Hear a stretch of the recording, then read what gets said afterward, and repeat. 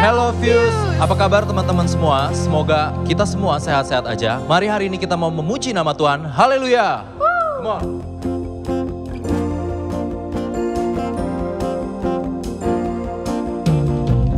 Through you I can do anything, I can do all things, for it's you who give me strength. Nothing is impossible. Through you blind eyes are open, strongholds are broken. I'm living by faith. Nothing is impossible. Nothing is impossible.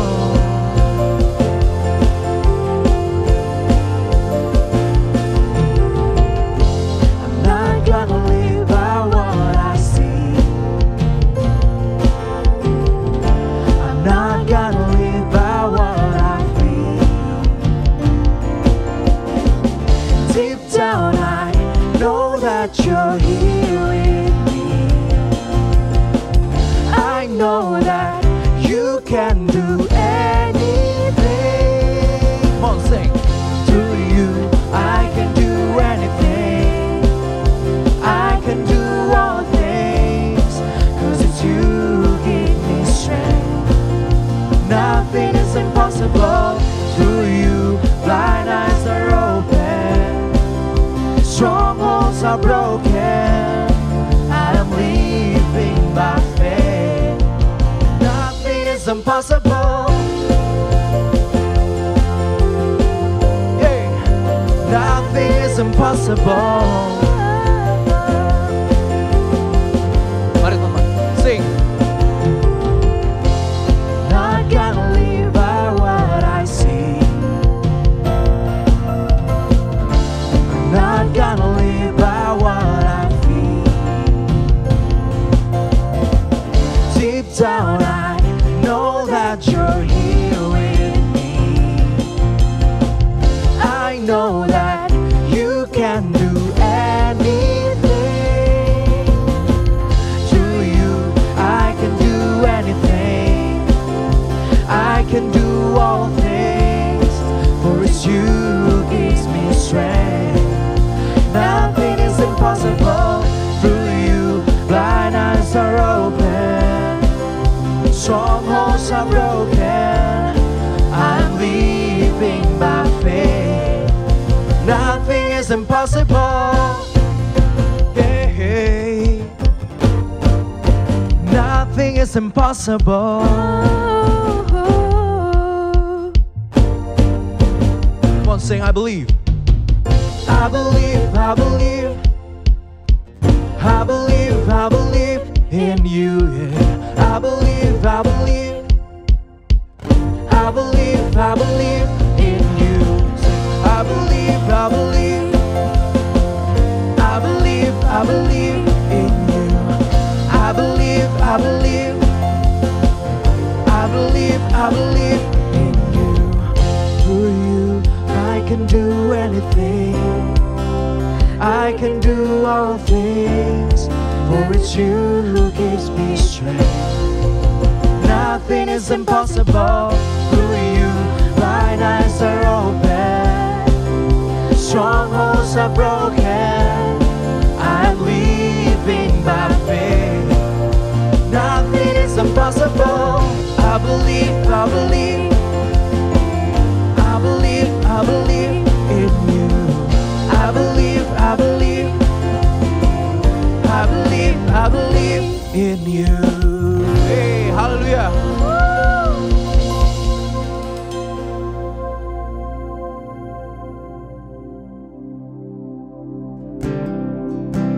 Thank you, Jesus. Thank you for everything you've done in my life. Hallelujah.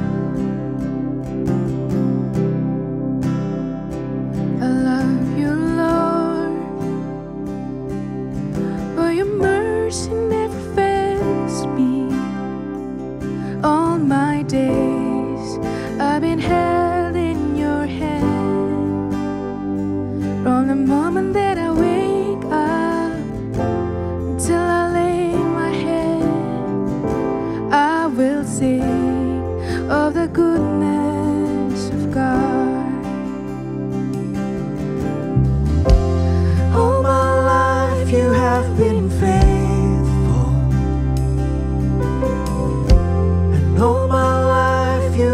been so, so good.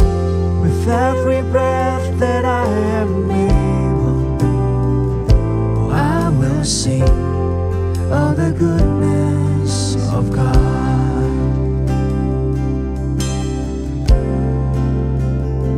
I love your voice. You have led me through the fire, Darkest now, you were close like no other. I've known you as a father, I've known you as a friend. I have lived in the goodness of God. 'Cause all my life you have been faithful, and all my life you have been so, so good. With every breath that I am able, I will sing of the goodness of God. your goodness is running after me. Your goodness is running after me. All my life laid down, I surrender now. I give you everything. Your goodness is running after me.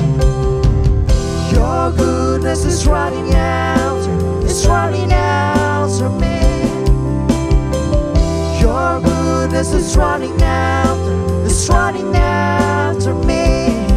With my life laid down, I surrender now. I give you everything. Your goodness is running and keeps running after me.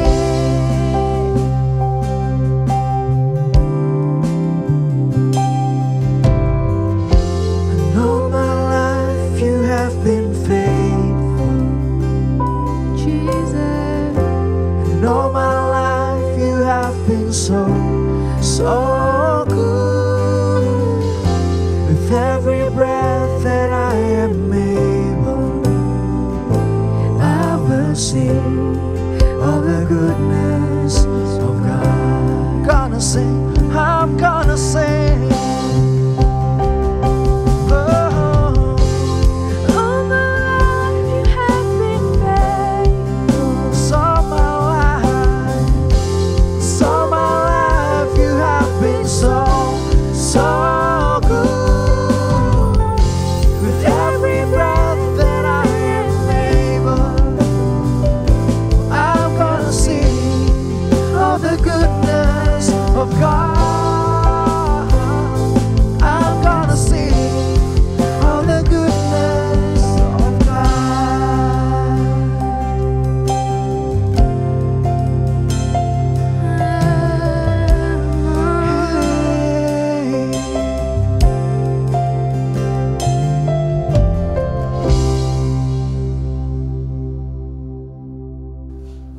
Hi everyone, happy Sunday and welcome back to Fuse Online Service. I am so glad bisa ada di sini lagi. Pertama-tama, Happy New Year. I guess it's not too late to say Happy New Year. But again, it's a new year, it's a fresh start, and it's still January. It's exciting. So, topik Fuse Online juga exciting banget, I believe. I personally have been blessed by the message yang kita udah dengar dari JJ and Gary 2 minggu yang lalu. So, kalau kalian belum nonton, don't forget ada linknya semua di Fuse Jakarta online YouTube channel. Today, I want to open with a quote from Sun Tzu. Pasti pada tahu ya, he's a military strategist. Dia bilang begini quote-nya, "He who wishes to fight must first count the cost." Obviously pakai bahasa Mandarin, bukan bahasa Inggris. Tapi artinya adalah bahwa seorang yang mau bertarung, maju ke medan perang gitu kan, dia harus memperhitungkan dulu biayanya. Supaya apa? Ya supaya dia nggak putus tengah jalan, nggak gagal tengah jalan, dia bisa berhasil gitu kan. I think it's a very wise advice. Nah, kita bisa temukan advice yang sama. Kita hari ini bahas dari Lukas 14 ayat 25 sampai 35. Perikopnya, segala sesuatu harus dilepaskan untuk mengikut Yesus. Langsung aja kita baca dari ayat 25 sampai 27. Pada suatu kali, banyak orang berduyun-duyun mengikuti Yesus dalam perjalanannya. Sambil berpaling, ia berkata kepada mereka, "Jikalau seorang datang kepadaku dan ia tidak membenci bapaknya, ibunya, istrinya, anaknya, saudara-saudaranya laki-laki atau perempuan, bahkan nyawanya sendiri, ia tidak dapat menjadi muridku. Barang siapa tidak memikul salibnya dan mengikut aku, ia tidak dapat menjadi muridku." That's the opening. Sebelum itu mari kita berdoa. Tuhan, terima kasih buat hari ini, buat tahun baru ini yang sudah boleh kami lalui tahun lalu. Tuhan, boleh tiba di tahun ini kami mengucap syukur buat setiap tuntunan-Mu buat kami di tahun ini. Tuhan, hari ini kami mau mendengar sedikit firman-Mu, biar kiranya Roh Kudus sendiri memberikan kami pengertian, Roh Kudus memberikan kami hikmat untuk menangkap pesan buat kami masing-masing, pribadi lepas pribadi. Terima kasih ya Tuhan, kami siap mendengarkan firman-Mu. Dalam nama Tuhan Yesus kami berdoa dan mengucap syukur. Amin. Oke, di cerita ini Yesus lagi pelayanan, ya kan? Dia banyak keliling dari kampung ke kampung. Dan di satu tempat ini dia lihat banyak orang mau ikut dia. Dan dia tahu orang-orang itu excited banget untuk ikut dia. Mereka tuh rela banget ngikutin Yesus jalan dari kampung ke kampung. Tapi di ayat itu dibilang begini, Yesus lihat mereka, lalu dia berkata, "Jikalau seorang datang kepadaku dan ia tidak membenci bapaknya, ibunya, bla bla bla," gitu ya. Seakan-akan dia kayak lagi nyindir gitu. Kalian yang ikut aku, tapi kalau kalian nggak membenci bapak kalian, nggak membenci ibu kalian, percuma gitu. Kalian nggak bisa jadi murid aku, gitu kan. Jadi istilahnya dia seperti sedang kasih tahu orang banyak. Kalau kamu mau mengikut aku, mau jadi murid aku, ada syaratnya. Dengan kata lain, kita bisa nangkep di sini bahwa Tuhan Yesus nggak mau dan nggak perlu pengikut yang banyak, tapi dia perlu orang-orang yang mau menjadi murid Yesus. Jadi jangan sia-siakan waktu jalan keliling ke kampung-kampung ikut Yesus, tapi cuma buat kumpulin knowledge gitu. Tapi mereka nggak belajar jadi murid. Itu yang Tuhan Yesus nggak mau. So right off the bat, kita tahu bahwa lebih penting kita mengikut Yesus untuk menjadi murid. Bukan sekedar mengikut Yesus untuk tercengang-cengang melihat mujizat dia. Tercengang-cengang, wow dia karismatik sekali kalau ngomong ya. Wow message-nya bagus ya. No, Tuhan nggak perlu itu. Tuhan mau orang-orang yang siap jadi muridnya dia. So what about you? Siap nggak menjawab panggilan Tuhan?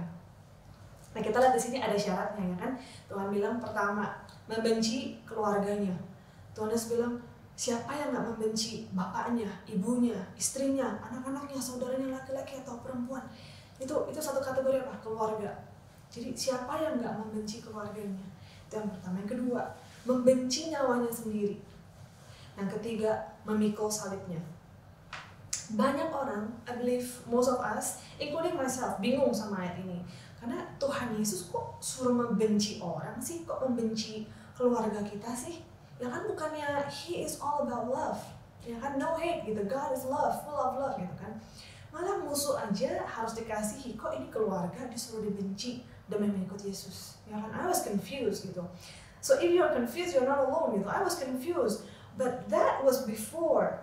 Waktu I was reading the Bible, tried to comprehend the Bible using my own understanding. That was my mistake.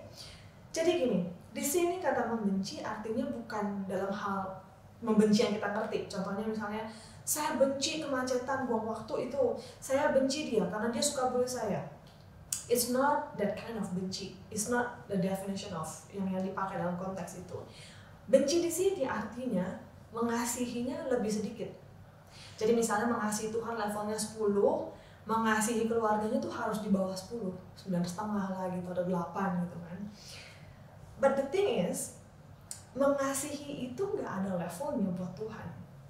Buat kita ada, buat kita, oh I love this teacher more than the other teacher, I love this person more than the other person, I love this friend more than the other friend gitu kan. Kita bisa mengasihi pilih kasih. Kenapa? Karena kita manusia nggak sempurna, mengasihinya pun dengan cara yang nggak sempurna, ya kan? Tapi buat Tuhan His love itu one size fits all.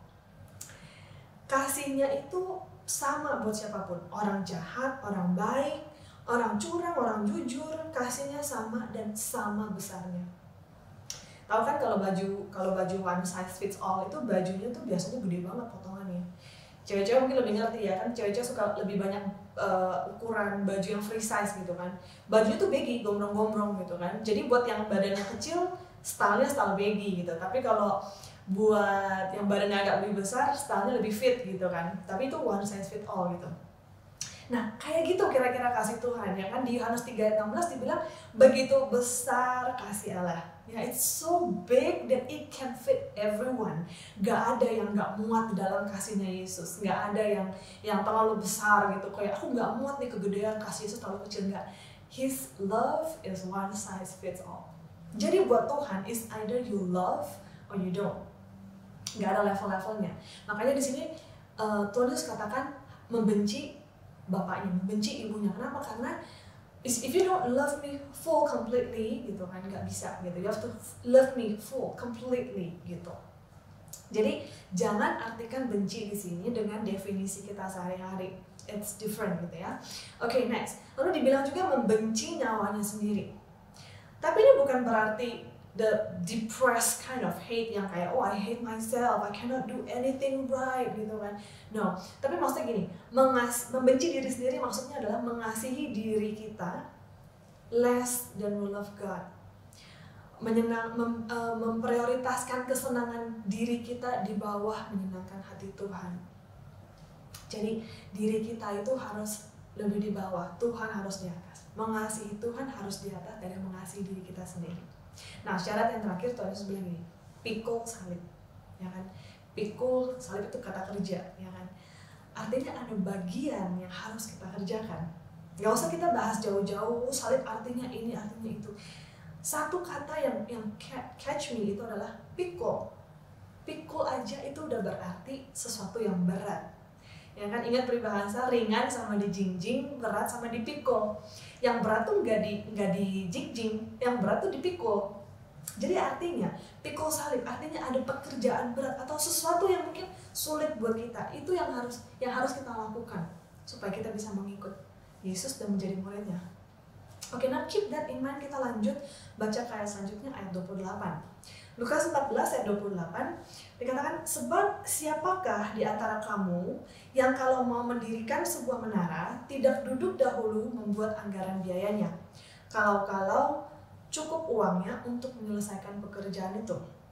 Nah, waktu I read this verse dari NLT Bible, New Living Translation, dikatakan di ayat 28a-nya adalah, but don't begin until you count the cost. But don't begin until you count the cost. Jadi kan di ayat sebelumnya Tuhan kasih syarat-syarat untuk jadi murid dia. Ya kan? Tapi ditambahin di ayat 28 ini, jangan mulai kerjakan syarat-syarat itu sebelum kamu memperhitungkan biayanya, before you count the cost. Maksudnya jangan mulai pikul salib atau menyangkal diri sebelum kita sadar akan harga yang harus dibayar. Supaya apa? Supaya kita nggak kaget dan putus tengah jalan. Perjalanan kita supaya kita tahu, oh kita akan hadapi ini. Supaya kita siap dan kita bisa sampai di garis finish. He who wish to fight must first count the cost. Nah, kita stop dulu di sini. I want to clarify. I am not saying that there is a price that we have to pay for our salvation. No. Salvation kita itu harganya adalah darah Yesus. Sebuah harga yang terlalu mahal yang kita nggak sanggup bayar. Kita diselamatkan oleh iman. Efesus 2 ayat 8 dan 9. Jadi, maksudnya count the cost di sini adalah untuk lebih dari sekedar diselamatkan.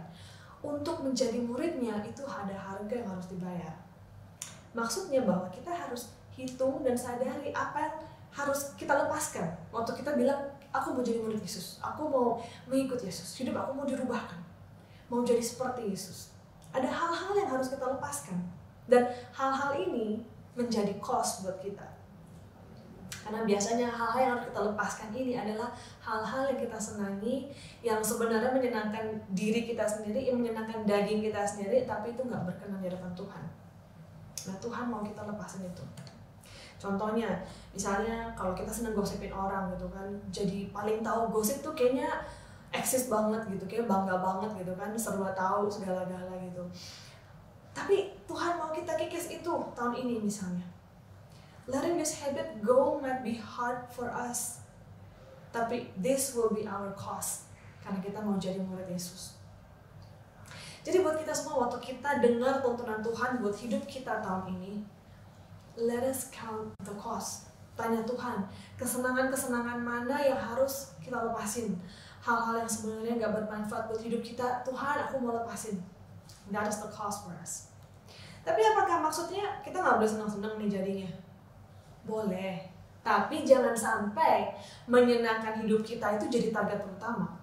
Misalnya, oh I love traveling gitu, because bisa jalan-jalan ke tempat baru, bisa me time, bisa foto-foto misalnya. Ya, you can have 1001 alasan to justify your love for traveling.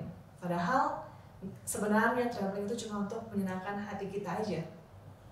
Mungkin Tuhan mau waktu-waktu traveling itu dipakai untuk pergi misi, pergi pelayanan misalnya. Bisa aja gitu kan, contoh aja.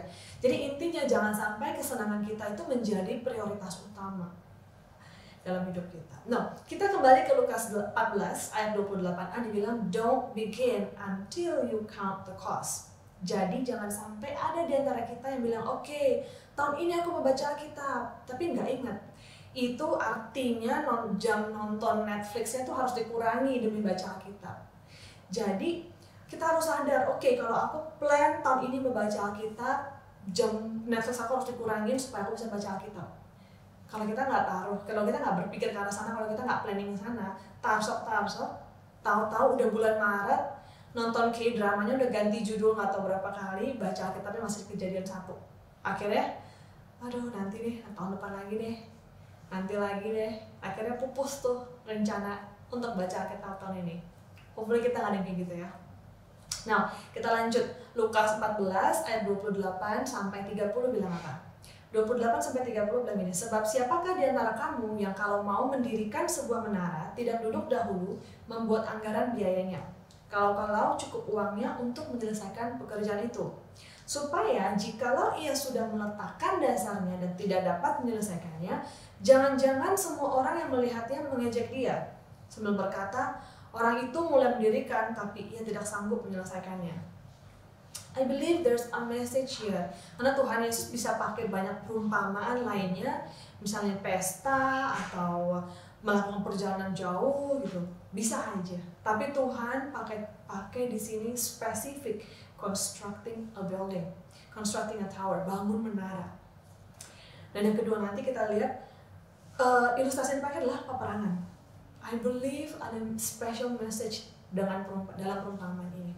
Pertama kita lihat membangun menara, constructing a building, ya kan? Apa hubungannya mengikut Yesus, menjadi murid Yesus sama mendirikan menara? Apa hubungannya? Kalau kita perhatikan di Alkitab, tidak cuma ayat ini aja yang pakai ilustrasi membangun. Ada beberapa ayat lain dalam Alkitab yang menggunakan bangunan untuk mengilustrasikan membangun kehidupan kita, membangun kehidupan kerohanian kita dalam Kristus. Ada di Matius 7 ayat 24 sampai 27, 1 Korintus 3 ayat 12, Yesaya 28 ayat 16, Efesus 2 ayat 20, banyak. Now, the question is, kenapa dipakai membangun? I can think of 3 reasons. Pertama, sama dengan seperti bangunan, kehidupan kerohanian kita itu punya dasar, punya fondasi. Ya kan? Sebuah bangunan itu pasti dimulai dari fondasinya, nggak mungkin dari atas lalu dipancang ke bawah gitu, itu namanya tenda. Tapi kalau bangunan pasti dari bawah dibangun, namanya aja bangunan, ya kan? Begitu juga kita, kehidupan kita punya dasar, yaitu Yesus Kristus. Dia menjadi dasar kita, dia adalah batu penjuru kita. Nah yang kedua, proses. Membangun menara itu bukan sesuatu yang cepat, itu ada prosesnya, iya kan? Begitu juga kehidupan kita sehari-hari dalam mengikut Tuhan. Menjadi murid Tuhan, kehidupan kita harus diubahkan sedikit demi sedikit melalui proses, semakin lama semakin serupa dengan Kristus. Yang ketiga, mahal, iya kan? Membangun menara itu nggak murah, nggak gampang. ada harga yang harus dibayar terus menerus, ya kan? Mungkin pertama bayar DP dulu, habis itu bayar tambah lagi, misalnya bayar tukang, bayar ongkos apalagi itu terus menerus ada bayaran istilahnya gitu, dan itu mahal gitu kan. Sama juga dengan kita, ada kesenangan dalam kehidupan kita, mungkin sedikit demi sedikit Tuhan kikis, pelan-pelan Tuhan kikis supaya kita semakin serupa dengan Kristus. Again, I have to repeat myself. Counting the cost di sini bukan berarti bahwa keselamatan itu hasil usaha kita. No. Keselamatan bukan hasil usaha kita. Tapi oleh karena darah Yesus di kayu salib kita diselamatkan. Dan kita terima itu oleh iman. Again, ayatnya Efesus 2 ayat 8-9. Kita lanjut baca di Lukas 14 ayat 31 sampai 32. Atau raja manakah yang kalau mau pergi berperang melawan raja lain tidak duduk dahulu untuk mempertimbangkan apakah dengan 10.000 orang ia sanggup menghadapi lawan yang mendatanginya dengan 20.000 orang. Jikalau tidak, ia akan mengirim utusan selama musuh itu masih jauh untuk menanyakan syarat-syarat perdamaian. Nah, hal mengikut Kristus, mengikut Yesus, menjadi murid Yesus diilustrasikan sama seperti seorang raja yang pergi perang. Seorang raja yang mau pergi perang pasti akan rebukan dulu sama general-generalnya, ngatur strategi dulu, diskusi dulu, ini kita serang lewat mana ya, bawa senjata apa ya, berapa orang yang kita kerahkan, kita bisa menang apa enggak nih, ya kan? Jangan-jangan nanti tentaranya malah habis semua, dibantai semua, dia kekalahan, mengalami kekalahan, ya kan? Nanti, wah kalau kalah tentaranya rakyat kita habis nih, dibawa semua misalnya. Jadi raja mau pergi perang itu atur strategi dulu. Nah, kenapa Tuhan Yesus pakai ilustrasi berperang? Karena menjadi murid Yesus itu seperti maju ke medan perang. Waktu kita bertobat, sebenarnya kita tuh sedang masuk dalam peperangan antara kedagingan kita dan kerohanian kita. Nanti baca di Galatia 5 ayat 16-26. Sekarang kita baca ayat 17-nya aja. Galatia 5 ayat 17. Sebab keinginan daging berlawanan dengan keinginan roh, dan keinginan roh berlawanan dengan keinginan daging. Karena keduanya bertentangan, sehingga kamu setiap kali tidak melakukan apa yang kamu kehendaki. Nah, Paulus bilang di sini ada tarik menarik. Ada pertentangan antara keinginan daging dan keinginan roh. Keinginan daging kita come with 10,000 troops untuk melawan raja yang 20.000 tentara. Daripada kita mengalami kerugian, kekalahan, ujung-ujungnya kalah juga, nyerah juga, mendingan kita serahkan diri kita untuk dipimpin roh dari awal sebelum kita mengalami kekalahan dulu. Kira-kira begitu ilustrasinya. Jadi another thing yang interesting, biasanya raja yang menyerahkan diri itu menjadi tawanan raja yang lebih kuat. Paulus di Kisah Rasul 20 ayat 22 menggunakan kata tawanan roh. Dia bilang dirinya adalah tawanan roh. This is exactly the situation. Waktu kita menyerahkan diri untuk dipimpin sama Roh Kudus, untuk mengikut Dia, kita menyerahkan diri sebagai tawanan roh. Artinya kita tanggalkan kehidupan yang lama, udah nggak ada lagi keegoan kita atau titel kita atau status kita serahkan, minta Roh Kudus yang pimpin. Contohnya misalnya raja yang kalah tadi, waktu dia menjadi tawanan raja yang lebih kuat, dia udah bukan menjadi raja lagi, dia udah bukan jadi pemimpin lagi, dia adalah tawanan. Dia harus nurut gitu kan sama raja yang lebih kuat ini, gitu. That's what you call tawanan. Oke, kita lanjut baca lagi di Lukas 14 ayat 33. Demikian pula lah tiap-tiap orang di antara kamu yang tidak melepaskan dirinya dari segala miliknya tidak dapat menjadi muridku. Pertama, I want to talk about segala miliknya. Segala miliknya di sini bukan cuma soal uang kita. Anyway, kalau kita pikir-pikir lagi ya, uang kita itu sebenarnya bukan milik kita. Kita hanya menjadi pengelola. Lagi pula, Tuhan mau apa dengan duit kita? Serahkan segala uang kita. Tuhan mau apa namanya pakai uang kita? Tuhan nggak tinggal di bumi kok. Tuhan nggak perlu makan dari uang kita kok, gitu kan? Dia nggak perlu belanja, gitu kan? Jadi segala miliknya is not talking about kita punya uang, kita punya kekayaan, gitu kan? It can be your family, it can be your title, it can be your popularity, privilege, and so many. Dan ini konsisten dengan pesan Tuhan Yesus sebelumnya. Di ayat ini dia berkata bahwa kita harus melepaskan diri dari segala milik kita. Intinya sejauh ini dari ayat 25 sampai 33, kita harus sadar bahwa kalau kita bilang, tahun ini Tuhan, aku mau mengikut Yesus, aku mau menjadi murid Yesus, kehidupan aku mau diubahkan, aku mau jadi orang yang lebih baik, kehidupan aku mau berkenan di hadapan Tuhan, kita harus tahu apa yang kita hadapi. There are things that we need to give up, yang harus kita lepasin, kesenangan-kesenangan yang gak berguna, yang gak berkenan di hadapan Tuhan, lepasin.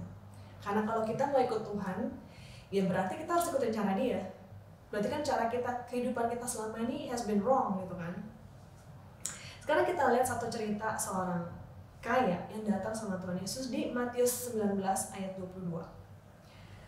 Ketika orang muda itu mendengar perkataan itu, pergilah ia dengan sedih sebab banyak hartanya.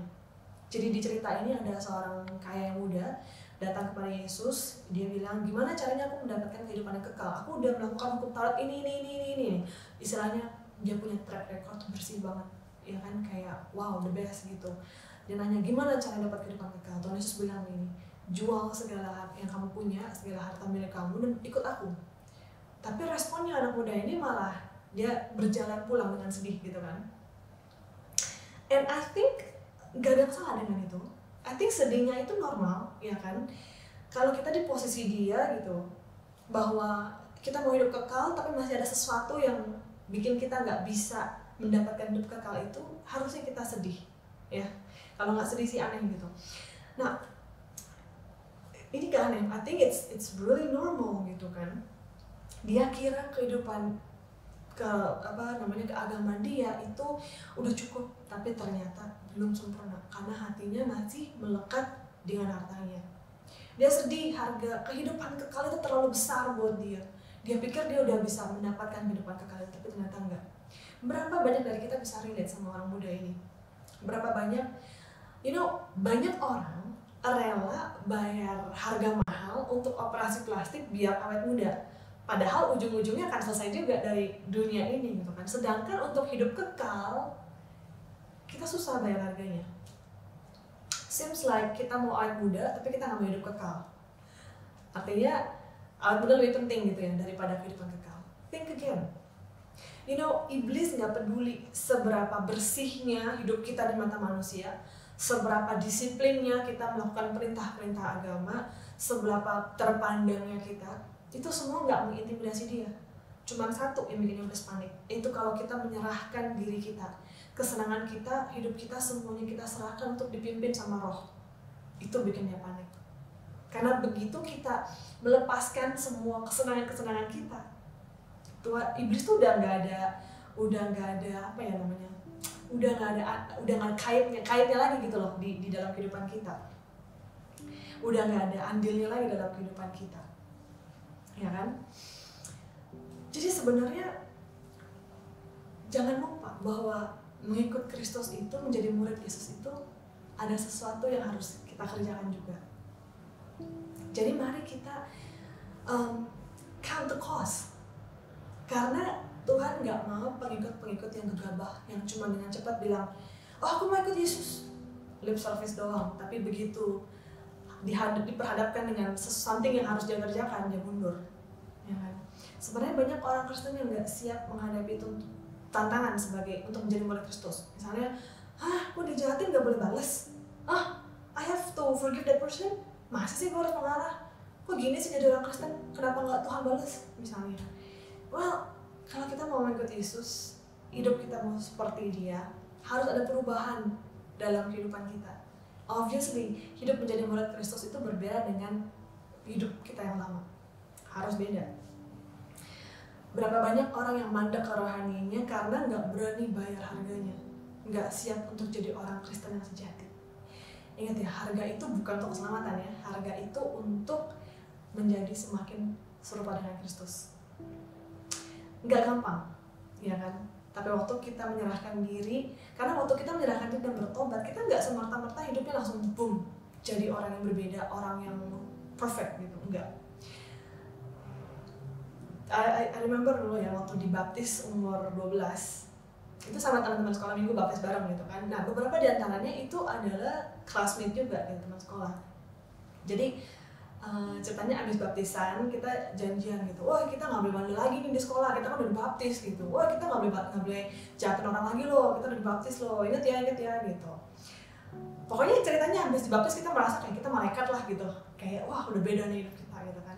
Tapi begitu di sekolah, Senin, Selasa, Rabu nggak nyampe seminggu, kita mah nggak ada malaikat-malaikat ya, masih sama kayak minggu lalu sebelum dibaptis. Masih bandel, masih bully orang gitu kan, gak cuma teman yang dibully, guru pun dibully sampai nangis gitu kan, nyontek masih banget gitu kan. Jadi nothing change, gak ada yang berubah.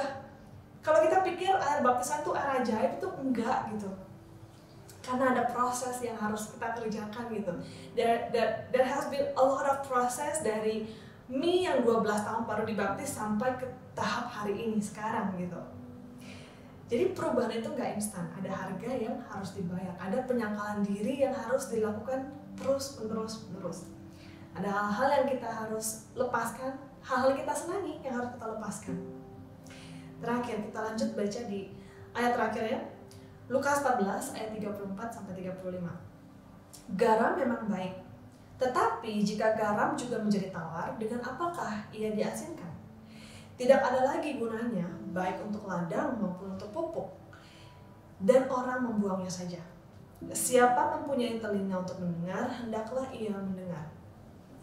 Yesus memberikan penutup begini, untuk memperingati orang-orang yang datang, yang gak menjadi murid Yesus. Dia bilang begini, itu seperti garam kehilangan rasa. Kata Tuhan tuh udah gak ada gunanya lagi. Jadi pengikut doang tanpa bertumbuh menjadi murid, itu kayak garam yang hilang asinnya. Di awal pun Yesus sudah memberikan peringatan bahwa dia nggak perlu banyak pengikut, dia mencari murid. Jadi kalau kita cuma mau jadi orang Kristen yang kerjaannya cuma rajin ke gereja, itu something yang murah, itu something yang gampang. Semua orang bisa kalau cuma demi ke gereja lalu mendapatkan kehidupan kekal, itu semua pasti bisa. Tapi untuk mendengar suara Yesus, untuk mengikut Yesus, untuk menjadi murid Yesus, requires more than that. Kalau kita mikir, oh kayaknya Tuhan Yesus discourage people from following Him gitu, bukannya harusnya senang ya Tuhan kalau banyak pengikutnya ya, dia jadi terkenal gitu kan. Bukannya Tuhan senang ya kalau banyak orang jadi orang Kristen ya. Again, Tuhan itu gak gila followers. Dia gak butuh orang-orang yang pengakuan imannya cuma di bibir aja, yang mau bertobat karena lihat berkatnya aja, tapi begitu sensasinya hilang, loyo imannya. Yang begitu ngadepin tantangan, mundur. Ada orang-orang yang bertobat karena sakitnya disembuhkan, karena bisnisnya diselamatkan dari kebangkrutan, karena keluarganya dipulihkan, tapi stuck jadi pengikut aja. Mari kita nggak cuma nikmati keselamatan di dunia ini, menikmati berkat Tuhan di dunia ini, tapi kita mau berani melangkah menjadi murid Yesus. Supaya apa? Supaya kita mendapatkan kehidupan kekal itu.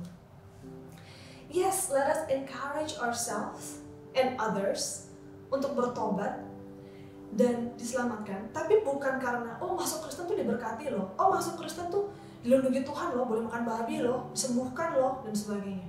Enggak, kita harus sadar bahwa hidup kita ini hopeless tanpa Yesus. Bahwa kita adalah orang-orang berdosa yang memerlukan juru selamat. Bahwa kita sepantasnya dihukum karena dosa kita. Justru kita yang perlu Tuhan, bukan Tuhan yang perlu kita. So the ball is in your hands. Kita mau gak melangkah, mengambil komitmen, mau menjadi murid Yesus, menanggalkan kehidupan lama kita dan hidup sesuai dengan Roh Kudus. Buat dia mau meresponi panggilan ini, let us pray together. Jesus, today I give you my life. Today I surrender all. Today I choose you as my Lord and Savior. And as of today, I will follow you. But not only to follow, I want to be your disciple too. So help me, Jesus. Amen. Thank you guys and God bless.